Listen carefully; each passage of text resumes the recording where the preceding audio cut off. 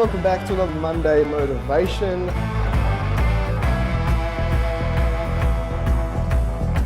Hey everyone, welcome back to another Monday Motivation. Hope you're going really well. Hope you're all strong.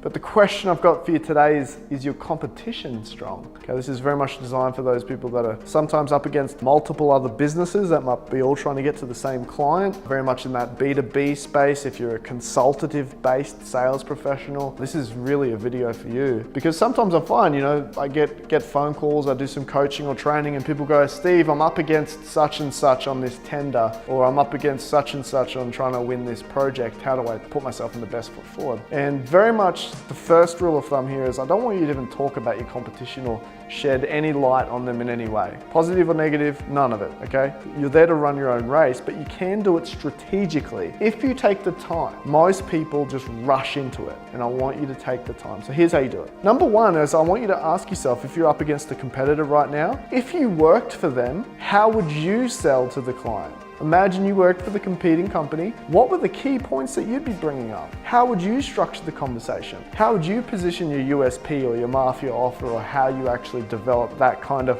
ooh, you want to work with them? That's step number one. Think like the competition. Think, how would I sell? Number two is now you need to poke holes in all the arguments and all the logic. How is that not a good thing for them? Like typically, if you've got a pen and paper, you'll be able to find, okay, there's a hole in that argument. There's holes in that logic. And then lastly, you want to plant landmines. And planting landmines is essentially where you use storytelling or you utilize a piece of information so that when the competition comes in and talks about it, they're actually thinking about you as they say it. So a classic example is you might be a small company and you're competing against a really large company. And you think, if I worked for them, I'd be talking about how I've got multiple offices all around the country and we've got such a big workforce and all that sort of stuff, and that's how I'd sell. Well, the holes in this logic is typically large companies are slow moving. They may not have a finger on the pulse.